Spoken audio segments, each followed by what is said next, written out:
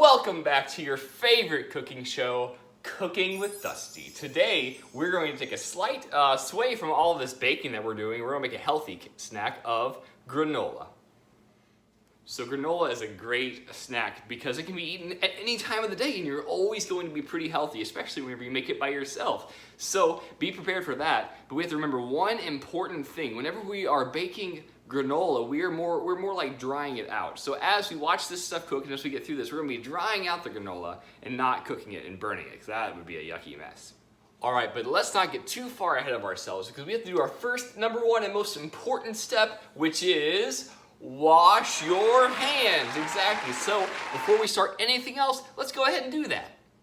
All right, so now that our hands are all nice and clean, we get to start. So let's gather up our ingredients. The ones that we're using today, we're going to use quite a few compared to our last couple weeks, but not too much. So the main ones you're going to want to have are the oats that you want to use, the honey and molasses. I like to mix them together to make a really cool flavor.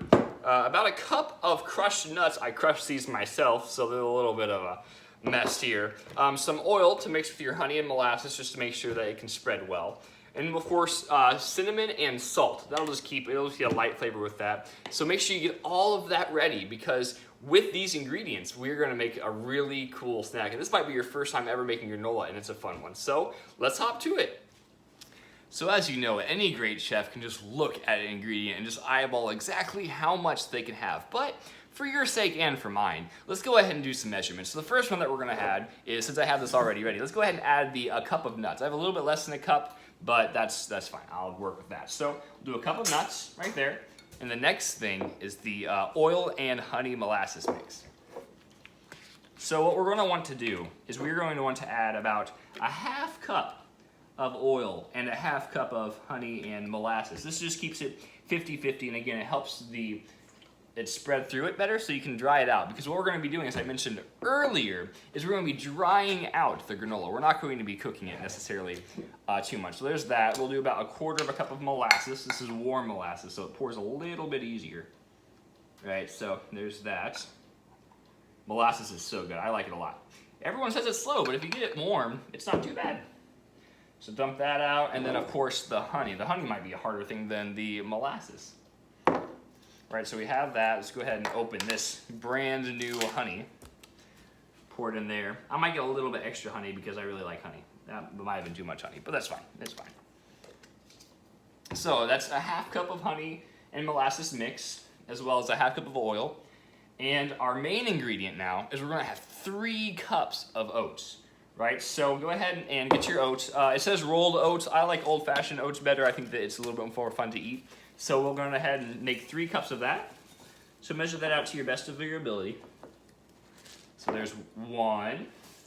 Well, maybe a little bit less because all the molasses and honey in there. 2.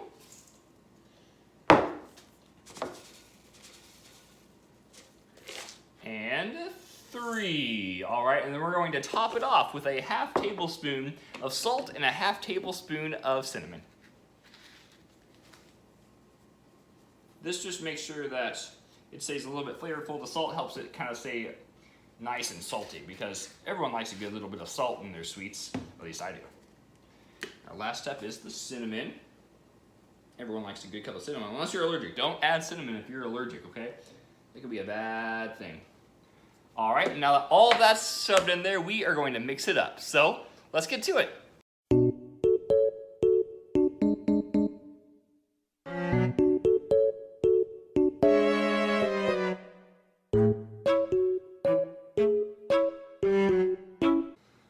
So now that our mix is all clumpy and stuck together, we're going to spread it out in a cookie sheet and then place it in the oven.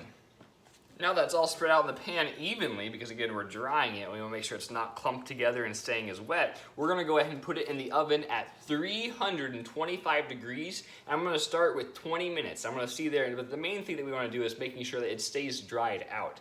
So it might take a little bit longer, a little bit less long, depending on how much you make and how hot it is and stuff like that. So we're going to start at 325 for 20 minutes. So after about 30 minutes, mine is finally done, and we have some nice looking granola.